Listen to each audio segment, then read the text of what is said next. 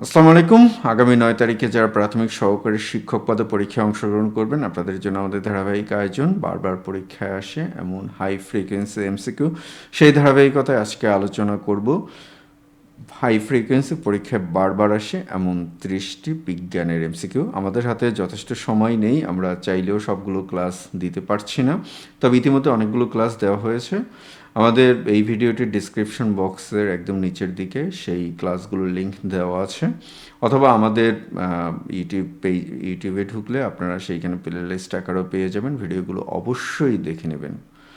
হয়তোবা এর মধ্যে থেকে আমি বিশ্বাস করি এবং সর্বশক্তিমান রাব্বুল আলামিনের উপর ভরসা রেখেই, আস্থা রেখেই বলছি যে হয়তোবা এর মধ্যে থেকে আপনারা কমন পেয়ে যাবেন। তো চলুন আমরা মূল আলোচনায় চলে যাই। একদম ভেরি ফার্স্ট যে কোশ্চেনটি, কোনটি সিমেন্ট তৈরির অন্যতম কাঁচামাল? সিমেন্ট তৈরির অন্যতম কাঁচামাল হচ্ছে জিপসাম, যেটা অনেকটা সাদা বর্ণের পাউডারের মতো। তো সিমেন্টের জমাট বাঁধার যে সময়টা, সেই জমাট বাঁধার সময়টা নিয়ন্ত্রণ করার জন্য এর সাথে জিপসাম মেশানো হয়। অনেক সময় আপনারা সাদা সিমেন্ট বা যেটাকে আমরা প্লাস্টার অফ প্যারিস বলি, সেটাই। আমরা পরের কোশ্চেনটিতে আসি। কোনটি স্তন্যপায়ী প্রাণী নয়? হাতি স্তন্যপায়ী প্রাণী, তিমি স্তন্যপায়ী প্রাণী, বাদুড় পাখি হওয়া সত্ত্বেও স্তন্যপায়ী প্রাণী। তো এই কোশ্চেনটাও দেয় অনেক সময়, কোন পাখি স্তন্যপায়ী প্রাণী? একমাত্র কুমির স্তন্যপায়ী প্রাণী নয়, কারণ কুমির ডিম দেয়। পরের কোশ্চেনটিতে আসি। কোনটিকে চুম্বকে পরিণত করা যায়? এটা ইস্পাতকে চুম্বকে পরিণত করা যায়। ইস্পাত মানে হচ্ছে লোহার একটি বিশেষ রূপ, যেখানে নিয়ন্ত্রিত পরিমাণে কার্বন মেশানো থাকে। পরের কোশ্চেনটিতে যাই আমরা। কোনটির জন্য পুষ্প রঙিন এবং সুন্দর হয়? তো পুষ্প রঙিন ও সুন্দর হয় মূলত প্লাস্টিডের জন্য, অর্থাৎ উদ্ভিদের যে রং সেটা নির্ধারণ করে প্লাস্টিড। এই প্লাস্টিড আবার দুই ধরনের, একটা হচ্ছে ক্রোমোপ্লাস্ট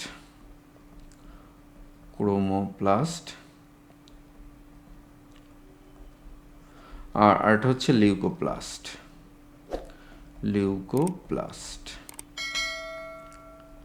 তো লিউকোপ্লাস্ট হচ্ছে সাদা বর্ণের, উদ্ভিদের যে অংশগুলো সাদা থাকে সেই অংশগুলোতে লিউকোপ্লাস্ট থাকে, আর রঙিন যে অংশ সেই অংশগুলোতে ক্রোমোপ্লাস্ট থাকে। এই ক্রোমোপ্লাস্ট আবার দুভাগে, একটা হচ্ছে যেটাকে আমরা ক্লোরোফিল বলি, সবুজ রঙের, আর বাকিগুলো ভিন্ন ভিন্ন রঙের হয়। তো পরের কোশ্চেনটিতে আমরা আসি। কোনো কঠিন পদার্থ বিশুদ্ধ নাকি অবিশুদ্ধতা কিসের মাধ্যমে নির্ণয় করা যায়? এটা গলনাঙ্কের মাধ্যমে নির্ণয় করা যায়। গলনাঙ্ক অর্থাৎ একটি নির্দিষ্ট পদার্থের গলনাঙ্ক নির্দিষ্ট থাকে।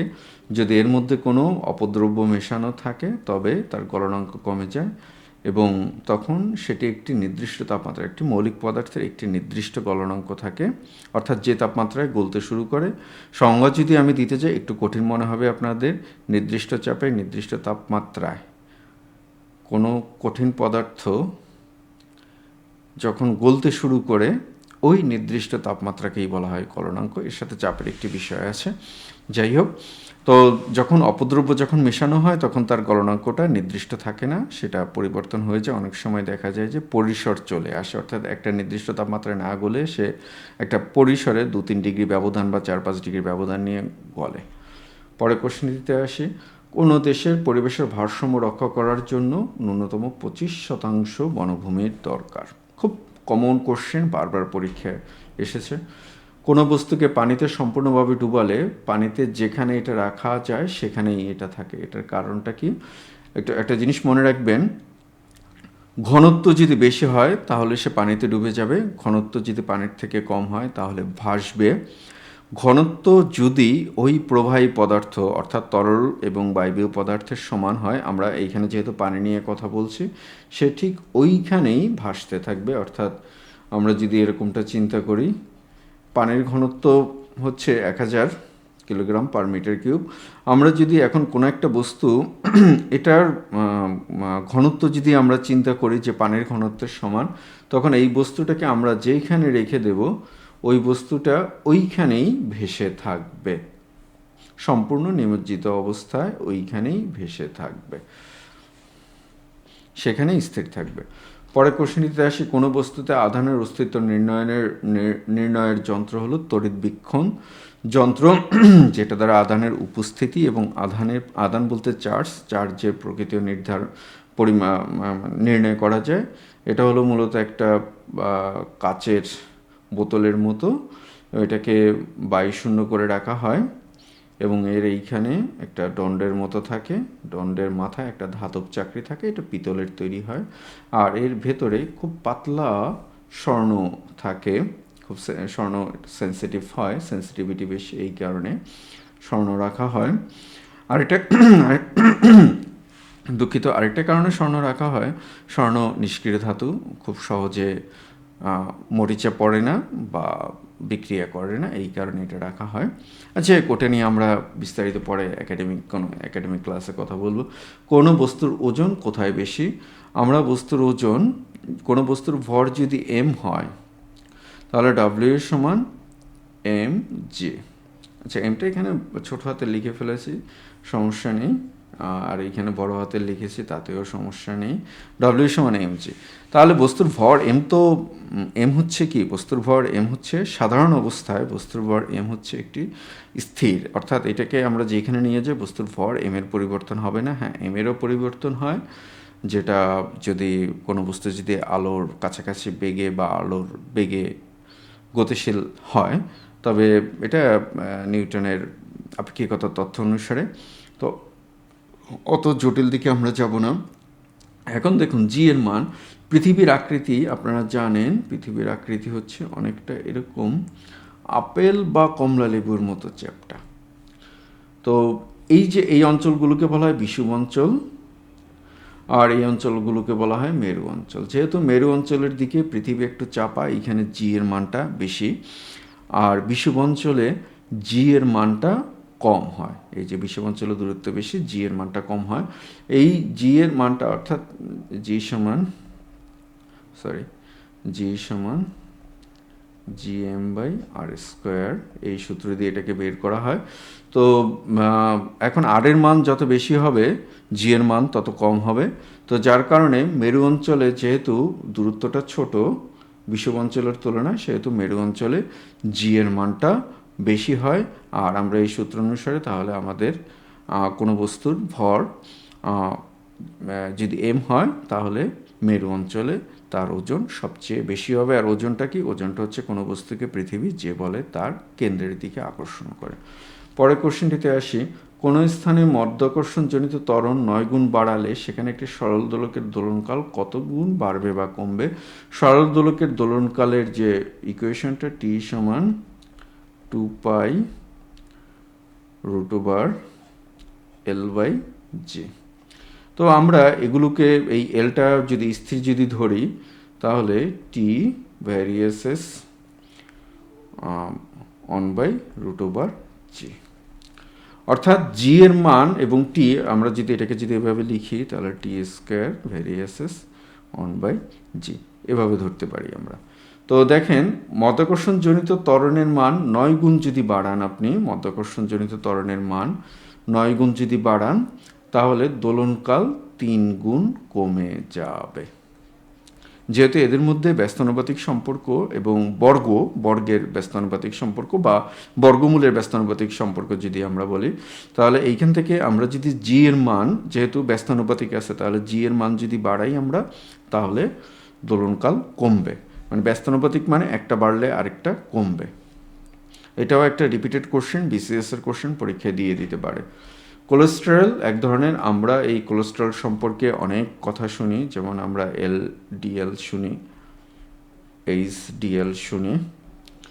এই দুইটা কোলেস্টেরল, একটা হচ্ছে হাই ডেন্সিটির, এটা হচ্ছে হাই ডেন্সিটির, এটা হচ্ছে লো ডেন্সিটির। তো এই যে লো ডেন্সিটির যেটা, সেটা আমাদের শরীরের জন্য খারাপ, আর হাই ডেন্সিটির যেটা, সেটা আমাদের শরীরের জন্য ভালো।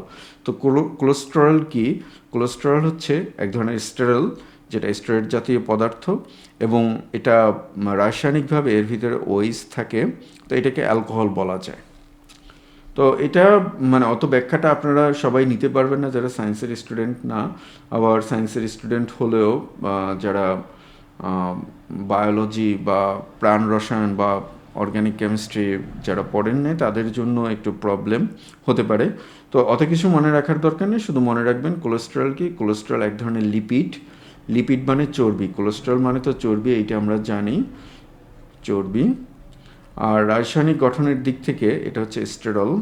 কোলেস্টেরল নামের মধ্যে স্টেরল আছে এবং এইখানে একটি ওএইচ থাকে, ওএইচ হচ্ছে অ্যালকোহলের কার্যকরীমূলক।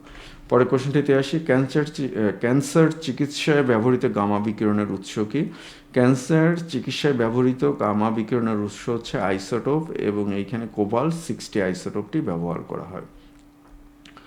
এখান থেকে যে গামা রে নিঃসৃত হয়, সে গামা রে এর মাধ্যমে ক্যান্সার কোষগুলোকে ধ্বংস করা হয়।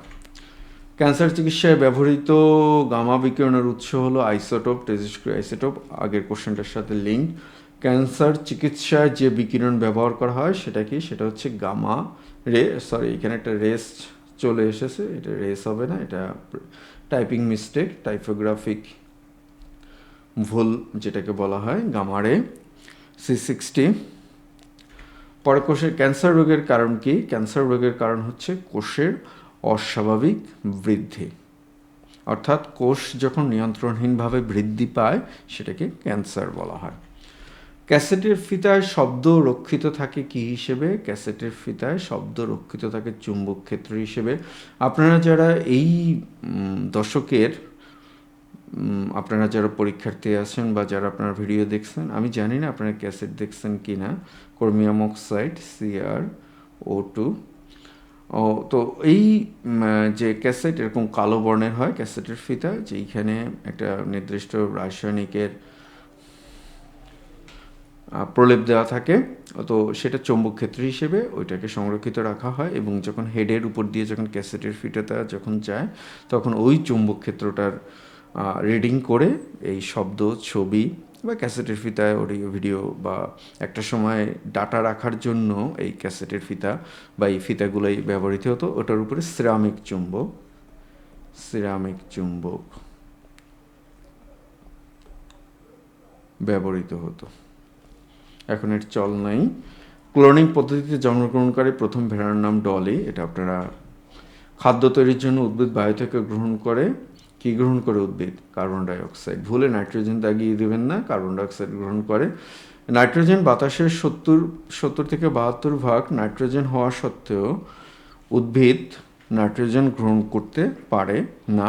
কিছু কিছু উদ্ভিদ যেগুলোর, যেমন সিম জাতীয় উদ্ভিদ, যেগুলোর শিকড়ে এক ধরনের নোডিউল থাকে, সেই নোডিউলে এক ধরনের ব্যাকটেরিয়া থাকে, সেই ব্যাকটেরিয়া সরাসরি বাতাস থেকে নাইট্রোজেন সংগ্রহ করতে পারে, কিন্তু এছাড়া অন্য উদ্ভিদ বাতাস থেকে সরাসরি নাইট্রোজেন সংগ্রহ করতে পারে না। গমের মোজাইক ভাইরাস কিভাবে ছড়ায়? এটি একটি BCS এর question.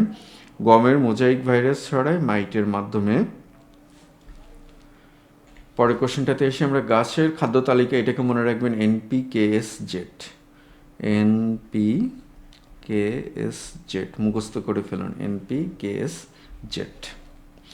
Nitrogen, phosphorus, potassium, sulphur, zinc. গাড়ির ব্যাটারিতে কোন অ্যাসিড ব্যবহৃত হয়? গাড়ির ব্যাটারিতে সালফারিক অ্যাসিড ব্যবহৃত হয়, যেটাকে লেড অ্যাসিড স্টোরেজ ব্যাটারি বলা হয়, বা কখনো কখনো লেড স্টোরেজ ব্যাটারি বলা হয়। এখন তো আমরা আছি লিথিয়াম আয়ন পলিমারের যুগে, কিন্তু এখনও লিথিয়াম আয়ন পলিমার অনেক বেশি কার্যক্ষম, কিন্তু এখনও এই আপনারা দেখবেন যে অটোগুলোতে বা বড় বড় বাস, ট্রাক, এখন এই সমস্ত জায়গাতে সেই, যদিও পুরনো প্রযুক্তি কিন্তু অনেক বেশি বিশ্বস্ত, অনেক বেশি রিলায়েবল এবং লিথিয়াম আয়ন পলিমারের তুলনায় সস্তা এই লেড অ্যাসিড স্টোরেজ ব্যাটারি ব্যবহার করা হয়। ওজনে অনেক ভারী হয়, ওই যে মাইক বাজানোর যে ব্যাটারিগুলো বড় বড় বা অটোতে যে ব্যাটারিগুলো থাকে সেই ব্যাটারিগুলো। পরের কোশ্চেনটাতে আসি, গোয়েন্দা বিভাগে নিম্নের কোন রশ্মি ব্যবহৃত হয়? এটার কোশ্চেনটা একটু দ্ব্যর্থাত্মক কোশ্চেন। গামা রেটাও ব্যবহার করা হয়, আবার এক্স রশ্মিটাও ব্যবহার করা হয়, তবে আপনাদের জন্য সঠিক উত্তর হবে এক্স রশ্মি বা এক্স রে ব্যবহার করা হয়। তো গোয়েন্দা বিভাগে কখনো কখনো গামা রেও ব্যবহার করা হয়, কারণ এক্স রের ভেদন ক্ষমতা তুলনায় গামা রের ভেদন ক্ষমতাটা বেশি, যার কারণে অনেক সময় দেখা যায় যে সীসার মোটা ব্লক বা পুরো ব্লক বা অন্য কোনোভাবে এটাকে হিডেন করে রাখার চেষ্টা করে অপরাধীরা, তো সেই ক্ষেত্রে গামা রশ্মিটা ব্যবহার করা হয়। তবে প্রচলিত উত্তর বা অধিক সঠিক উত্তর হচ্ছে এক্স রে। আপনারা যারা বিমানবন্দরে গিয়েছেন বা যারা দেশের বাইরে গিয়েছেন বা কোনো গুরুত্বপূর্ণ স্থাপনায় যেমন সচিবালয় বা বাংলাদেশ ব্যাংক বা এই সমস্ত জায়গায় যখন আপনারা গিয়েছেন, তখন আপনাদেরকে একটা স্ক্যানারের মধ্যে দিয়ে যেতে হয়, ব্যাগটাকে একটা স্ক্যানারের মধ্যে দিয়ে রাখতে হয়। তো ওইখানে এক্স রের মাধ্যমে স্ক্যান করে দেখা হয় যে গুরুতর বা বেআইনি বা অবৈধ কোনো জিনিসপত্র আছে কি না। গ্রিন হাউস ইফেক্টের পরিণতিতে বাংলাদেশের সবচেয়ে গুরুতর ক্ষতি কী হবে? নিম্নভূমি নিমজ্জিত হবে। এটা একটা রিপিটেড কোশ্চেন। গ্রিন হাউস প্রতিক্রিয়ার ফলে সমুদ্রতলের উচ্চতা বেড়ে যাবে বা বেড়ে যেতে পারে। গ্রিন হাউস ইফেক্ট বলতে কী বোঝায়? গ্রিন হাউস ইফেক্ট এটা আমি আগে একটা কোশ্চেনে ব্যাখ্যা করেছি, আজকে একটু ব্যাখ্যা করে দিই। গ্রিন হাউস ইফেক্ট হচ্ছে শীত প্রধান দেশে যেহেতু দীর্ঘদিন সূর্য ওঠে না এবং সূর্য উঠলেও সেটা অল্প সময়ের জন্য থাকে, ওইখানে কাচের এক ধরনের বিশেষ ঘর তৈরি করা হয়। ওই কাচের ঘরে দিনের বেলায় তাপ যখন প্রবেশ করে, রাতে সূর্য যখন অস্ত যায়, তখন বিকিরিত তাপের জন্য কাচ যদিও স্বচ্ছ, কিন্তু বিকিরিত তাপের জন্য কাচ তখন অস্বচ্ছ হয়ে যায়। কাচ তখন ওই বিকিরিত তাপ তখন ওই কাচ ভেদ করে যেতে পারে না। তো পৃথিবীতে যে বায়ুমণ্ডল থাকে, আমরা যদি বায়ুমণ্ডলগুলোকে চিন্তা করি, এই বায়ুমণ্ডলগুলোতে যে কার্বন ডাইঅক্সাইড, প্রধানত কার্বন ডাইঅক্সাইড, এর সাথে জলীয় বাষ্প, মিথেন ইত্যাদি, এগুলো ওই কাচের মতো কাজ করে, বুঝতে পারছেন? তো এই কাচের মতো যখন কাজ করে, তখন দিনের বেলায় আমাদের এই ভূপৃষ্ঠ উত্তপ্ত হয়। রাতের বেলা যখন সূর্য থাকে না, তখন এই তাপটা বায়ুমণ্ডলে দিয়ে তখন ওই কাচের মতো এই গ্যাসগুলো তখন এই তাপটাকে, বিকিরিত তাপটাকে যেতে বাধা দেয়। এই প্রক্রিয়াটাকে, এই যে গ্রিন, এটার মধ্যে এই যে সবুজ ঘর বলা হয় এটাকে, এটার মধ্যে যখন উদ্ভিদ রাখা হয়, তখন উদ্ভিদ ওই তাপটাকে শোষণ করে পরবর্তী দিন সূর্য ওঠা পর্যন্ত সে বেঁচে থাকতে পারে, তা না হলে তো একদম বরফ হয়ে যাবে। এই ইফেক্টটাকে বলা হয় গ্রিন হাউস ইফেক্ট। পরের কোশ্চেনটিতে আসি, গ্রিন হাউস কি? কাচের তৈরি ঘর। আগের কোশ্চেনটাতে আমরা ব্যাখ্যা করেছি। আচ্ছা, এই কোশ্চেনটা একটু রিপিটেড কোশ্চেন, আমরা পরের কোশ্চেনটাতে চলে যাই। গ্রিনিস মান মন্দির অবস্থিত কোথায়? গ্রিনিস মান মন্দির অবস্থিত যুক্তরাজ্যে বা লন্ডন শহরের একটি বিখ্যাত গির্জাই বলতে পারি আমরা, বা একটি মান মন্দির বলতে পারি, সরি গির্জা হবে না, একটি মান মন্দির বলতে পারি, বা যেখান থেকে আগে, এটা খুব বিখ্যাত, তো এটা নিয়ে পরে একসময় আমরা গল্প করব। তো এর উপর দিয়ে একটি রেখা কল্পনা করা হয়েছে, যে রেখাটাকে মূল মধ্যরেখা বলা হয়। আর এই রেখার সময়টাকে ধরেই আমরা সারা বিশ্বের সময়টাকে হিসাব করি। গ্রিনিস জিএমটি বলি আমরা, গ্রিনিস মেইন টাইম। পরের কোশ্চেনটাতে এসে, গ্রিন হাউসে গাছ লাগানো হয় কেন? এটার ব্যাখ্যাটাও আমরা দিয়ে দিয়েছি। ঘন পাতা বিশিষ্ট বৃক্ষের নিচে রাতে ঘুমানো স্বাস্থ্যসম্মত নয় কেন? কারণ গাছেরও রেসপাইরেশন বা শ্বসন হয়। দিনের বেলায় গাছ কার্বন ডাইঅক্সাইড শোষণ করে খাদ্য তৈরি করে, কিন্তু রাতের বেলায় যখন সূর্যের আলো থাকে না, তখন তো আর সংশ্লেষণ বা ফটোসিনথেসিস হতে পারে না, তখন উদ্ভিদ বা গাছ শ্বসন ঘটায়, রেসপাইরেশন, অর্থাৎ সে তার যে জমা খাবার, সেই জমা খাবারকে ভাঙার ফলে আমরা জানি রেসপাইরেশন একটি জারণ প্রক্রিয়া, ফলে সে উল্টো বাতাস থেকে অক্সিজেন শোষণ করে এবং ওই অক্সিজেনের রেসপাইরেশনের ফলে বা শ্বসনের ফলে কার্বন ডাই অক্সাইড নির্গত হয়। তো ঘন গাছের নিচে যখন কার্বন ডাইঅক্সাইড তুলনামূলক ভারী বাতাসের তুলনায়, সেটা আস্তে নিচের দিকে জমা হয়। তো এই কারণে ঘন গাছের নিচে শোয়ার জন্য, কার্বন ডাইঅক্সাইড লেখাটা একটু ভুল হয়েছে, এটা হবে এরকমভাবে, টুটা নিচের দিকে হবে। এই কারণে সাবধান করা হয় যে ঘন, মানে রাতে ঘন পাতা বিশিষ্ট গাছের নিচে বা বড় গাছের নিচে না শোয়ার জন্য। পরের কোশ্চেনটাতে আসি, ঘর্মাক্ত দেহে পাখার বাতাস আরাম দেয় কেন? ঘর্মাক্ত দেহে গাছের পাখার বাতাস আরাম দেয় আমাদের দেহে। আচ্ছা, আমি তো অত ভালো আঁকতে পারি না, তাও মোটামুটি আঁকলাম, সরি, মানে এই তো আমাদের দেহে ঘাম যে জমা হয় পানি আকারে, তো বাতাস এই পানিগুলোকে উড়িয়ে নেওয়ার চেষ্টা করে। এখন উড়িয়ে নিতে হলে এর তো কিছু কাজ করতে হবে বা এর শক্তি লাগবে। এই শক্তিটা তখন সে আমাদের শরীর থেকে তাপ হিসেবে শোষণ করে, এর ফলে আমাদের আরাম লাগে, মানে আমাদের শরীরের তাপটা কমে যায়। পরের কোশ্চেনটাতে আসি, চা পাতায় কোন ভিটামিন থাকে? চা পাতায় থাকে vitamin B complex, thiamine, riboflavin, niacin, এটা।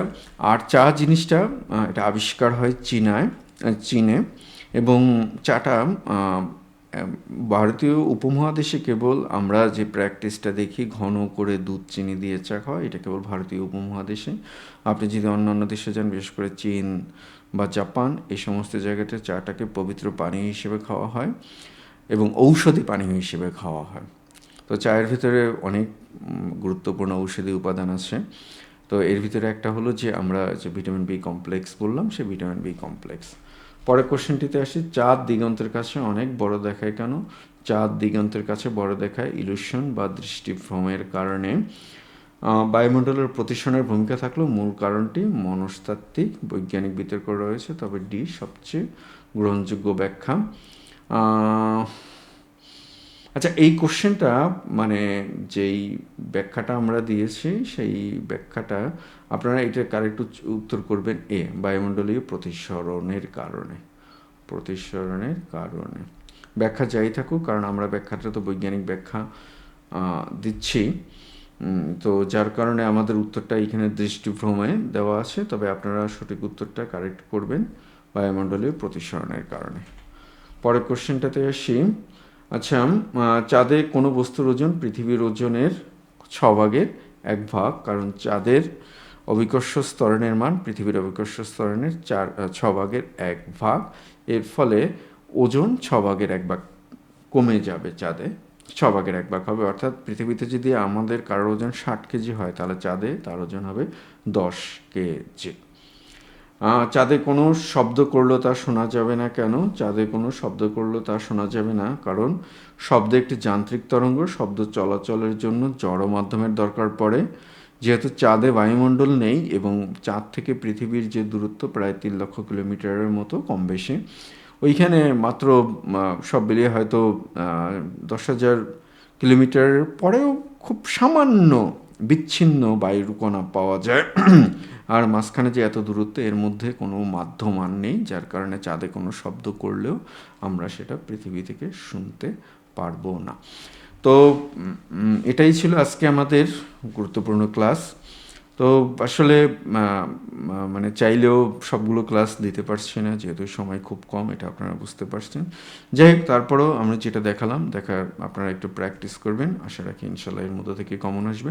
আর আমাদের যে ক্লাসগুলো আছে, সেই ক্লাসগুলো আমাদের ডিসক্রিপশন বক্সের নিচের দিকে দেওয়া থাকবে, সেখান থেকে দেখে নেবেন। সবার জন্য শুভকামনা, ভালো থাকবেন। আপনাদের আর কোন বিষয়ে ক্লাস দরকার, সেটা অবশ্যই আমাদেরকে কমেন্টে জানাবেন। আর যারা এখন পর্যন্ত আমাদের চ্যানেলটিকে সাবস্ক্রাইব করেননি, এই ফাঁকে আমাদের চ্যানেলটিকে সাবস্ক্রাইব করে ফেলুন। ভালো থাকুন, আবারও দেখাবে আপনাদের সাথে। আসসালামু আলাইকুম।